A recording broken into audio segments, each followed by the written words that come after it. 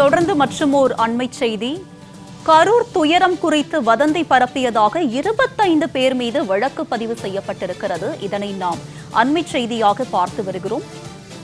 கரூர் துயரம் குறித்து வதந்தி பரப்பியதாக 25 பேர் மீது காவல்துறையினர் வழக்கு பதிவு செய்திருக்கிறார்கள். இதனை நாம் அண்மை செய்தியாக பார்த்து வருகிறோம்.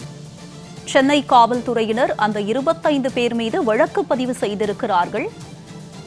கரூர் துயர சம்பவம் குறித்து வதந்தி பரப்பியதாக 25 பேர் மீது வழக்கு பதிவு செய்யப்பட்டிருக்கிறது.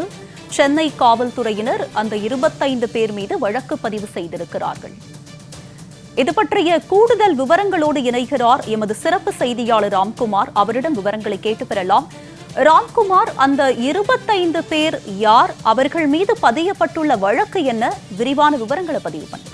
நிச்சயமாக. கடந்த சனிக்கிழமை தமிழக வெற்றி கழக தலைவர் விஜய் பிரச்சாரத்தின் போது கரூரில் 41 பேர் கூட்ட நெரிசலில் சிக்கி பரிதாபமாக உயிரிழந்தனர். இந்த துயர சம்பவம் தொடர்ச்சியாக இந்த சம்பவம் இந்தியா முழுவதும் பெரும் பரபரப்பை ஏற்படுத்தியிருக்கிறது. இந்த நிலையில ஏற்கனவே காவல்துறையினர் இது தொடர்பான வதந்திகளை பரப்ப வேண்டாம் என வந்து கேட்டுக்கொண்டனர். இந்த நிலையில சென்னை காவல்துறை 25 பேர் மீது வழக்கு பதிவு செய்திருக்கிறது. குறிப்பாக ஏற்கனவே எச்சரிக்கை விடுக்கப்பட்ட நிலையில் கரூர் துயர சம்பவம் தொடர்பாக பொதுமக்களை அச்சுறுத்தும் வகையில், அவர்களை பயப்படுத்தும் வகையில் வதந்திகளை பரப்பியதாக 25 பேர் மீது வழக்கு பதிவு செய்திருக்கிறது. குறிப்பாக முகநூல் மற்றும் எக்ஸ் தளம் மற்றும் யூடியூப் போன்ற சேனல்களை வைத்திருப்பவர்கள் மீது வழக்கு பதிவு செய்யப்பட்டிருக்கிறது. கிட்டத்தட்ட ஏற்கனவே பல பேர் புகார் கொடுத்த நிலையில இந்த 25 பேர் மீது வழக்கு பதிவு செய்யப்பட்டிருக்காக சென்னை காவல்துறை தெரிவிக்கப்பட்டிருக்கிறது. ஆனால் அவர்கள் யார் என்பது குறித்து சென்னை காவல்துறையினர்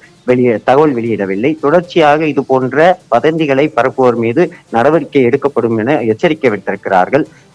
குறிப்பாக யூடியூப் மற்றும் முகநூல் போன்ற சமூக வலைதளங்களில் கரூர் துயர சம்பவம் தொடர்பாக தொடர்ச்சியாக வதந்திகளை பரப்பி வருவதாக இந்த தகவல் வெளியாகியிருக்கிறது. இதன் அடிப்படையில் தான் அந்த சைபர் கிரைம் மூலம் முகநூல் கணக்கு மற்றும் யூடியூப் போன்ற பக்கங்களை ஆராய்ந்த போது 25 பேர் வதந்திகளை பரப்பியதாக தகவல் வெளியாகியிருக்கிறது. அதன் அடிப்படையில் தான் தற்போது இந்த வழக்கு பதிவு என்பது செய்யப்பட்டிருக்கிறது. இவர்கள் யார் யார் என்ற விவரம் இதுவரை சென்னை காவல்துறை தெரிவிக்கவில்லை. உமா, உங்களுடைய விரிவான விவரங்களுக்கு நன்றி ராம்குமார்.